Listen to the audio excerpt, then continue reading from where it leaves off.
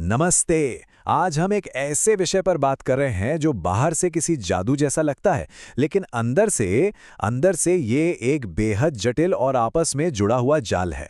हम बात कर रहे हैं मॉडर्न आर्टिफिशियल इंटेलिजेंस की। तो चलिए, बिना किसी देरी के इस पूरे एआई लैंडस्केप को डिकोड करते हैं। एआई इकोसिस्टम एक विशाल, आपस में जुड़े हुए वर्षावन यानी रेन फॉरेस्ट की तरह है। ये किसी एक कंपनी का निजी बगीचा नहीं है। ये लाइन इस पूरी व्यवस्था को बिल्कुल सटीक तरह से समझाती है। आसान भाषा में कहें तो आर्टिफिशियल इंटेलिजेंस की चाबी किसी एक के हाथ में नहीं है।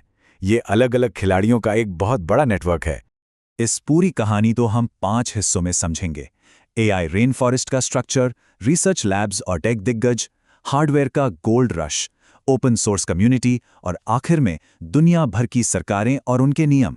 तो चलिए सबसे पहले बात करते हैं एआई रेन फॉरेस्ट इकोसिस्टम और इसके 6 प्रमुख समूहों की।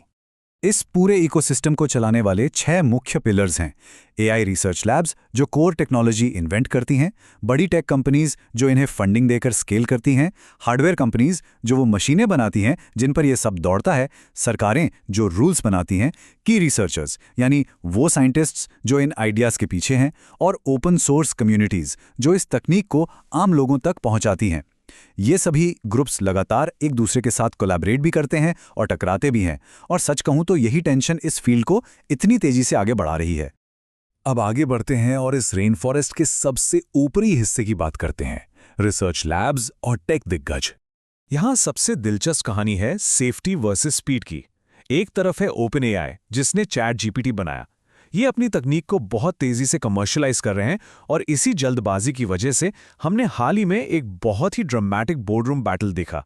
दूसरी तरफ है एंथ्रोपिक। क्या आपको पता है कि एंथ्रोपिक को असल में ओपन एआई के ही एक्स एम्प्लॉयज ने शुरू किया था? जी हाँ, वो ओपन एआई से इसलिए अलग हुए क्योंकि उन्हें लगा कि चीजें बहुत तेजी से और शायद थोड़े खतरनाक तरीके से आगे बढ़ रही हैं। इसलिए एंथ्रोपिक कॉन्स्टिट्यूशनल एआई के साथ सेफ्टी फर्स्ट अप्रोच पर काम कर रहा है। लेकिन जरा रुकिए, ये लैब्स सिर्फ चैटबॉट्स तक सीमित नहीं हैं। गूगल डीप माइंड के अल्फाफोल्ड को ही ले लीजिए। इसने प्रोटीन फोल्डिंग की 50 साल पुरानी मिस्ट्री को सॉल्व कर दिया है, और इसके लिए हाल ही में उन्हें नोबेल प्राइज भी मिला है। इसका मतलब है कि ये एआई मॉडल्स ह्यूमन बायोलॉजी और मेडिसिन के क्षेत्र में असल में लाइफ सेविंग इम्पैक्ट डाल रहे हैं। अब जरा इस नंबर पर गौर कीजिए, $13 अरब। ये वो अमाउंट है जो माइक्रोसॉफ्ट ने ओपन एआई में इन्वेस्ट किया है, और ये कोई छोटी बात नहीं है। बिग टेक कंपनियां सिर्फ रिसर्च के लिए इतना पैसा नहीं बहा रही।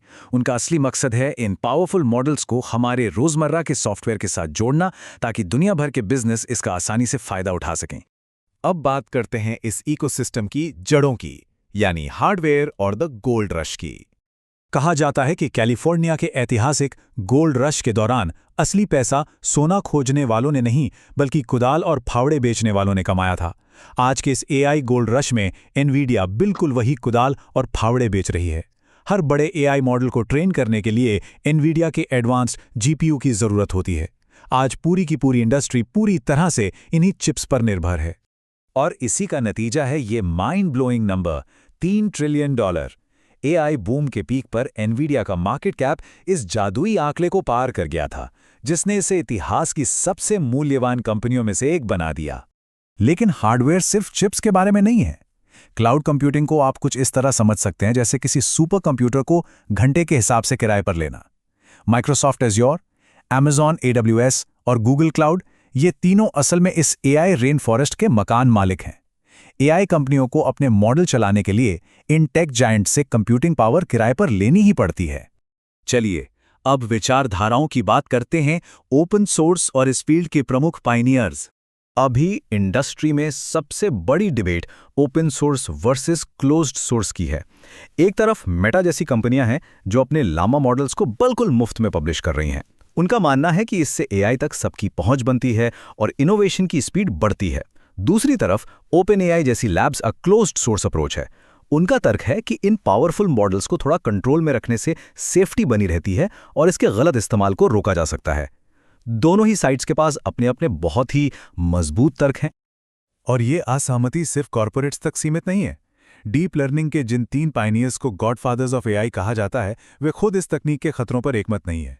जेफरी हिंटन एआई के खतरों को लेकर बहुत चिंतित हैं। वहीं यान लेकन को कोई खास टेंशन नहीं है। उनका मानना है कि मौजूदा मॉडल्स की क्षमताएं बहुत लिमिटेड हैं। और योशुआ बेंगियो कंसर्न तो हैं, लेकिन उनका फोकस एआई गवर्नेंस और रूल्स पर है। सोचिए, जब इसे बनाने वाले ही एक पेज पर नहीं है तो ये दिखाता है कि हम कितने अनजाने रास्ते पर चल रहे हैं। और अंत में चलिए बात करते हैं दुनिया भर की सरकारों और उनके नियमों की। एक ही टेक्नोलॉजी, लेकिन हर देश का इसे हैंडल करने का तरीका बिल्कुल अलग है। अमेरिका एक लाइट टच और कॉम्पेरेटिव अप्रोच रख रहा है। यूरोपियन यूनियन ने अपने EU AI एक्ट के जरिए सेफ्टी और रिस्क को सबसे ऊपर रखते हुए काफ़ी एग्रेसिव रूल्स बनाए हैं। चीन का तरीका पूरी तरह से स्टेट डायरेक्टेड है, जहां कंटेंट पर सख्त कंट्रोल है। और भारत बुनियादी ढांचे पर फोकस करते हुए एक बेहद महत्वाकांक्षी राष्ट्रीय मिशन के साथ आगे बढ़ रहा है। और यह हमें दिखाता है कि भारत के पास कितना बड़ा और यूनिक मौका है। 10,000 करोड़ रुपए से ज्यादा के इंडिया AI मिशन का सीधा फोकस अपना खुद का कंप्यूटिंग इंफ्रास्ट्रक्चर बनाने पर है। 22 ऑफिशियल लैंग्वेज वाले देश में मल्टीलिंगुअल AI की बहुत बड़ी ज़रूरत है।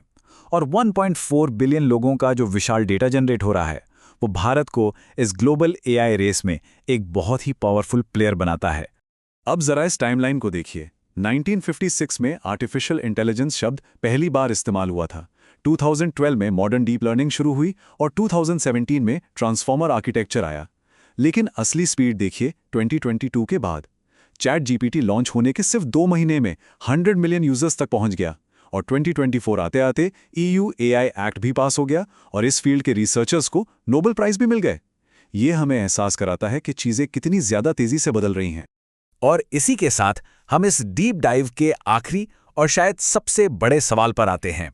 क्या AI कंपनियों को खुद अपने रूल्स बनाने की आज़ादी होनी चाहिए, या फिर सरकारों को इस पूरे इकोसिस्टम का कंट्रोल अपने हाथ में ले लेना चाहिए? इस विशाल AI रेन फॉरेस्ट का भविष्य इसी सवाल के जवाब में छिपा है। तो आप इस बारे में क्या सोचते हैं? आज के इस विशेष विश्लेषण में हमारे साथ जुड़ने के लिए बहुत बहुत शुक्रिया।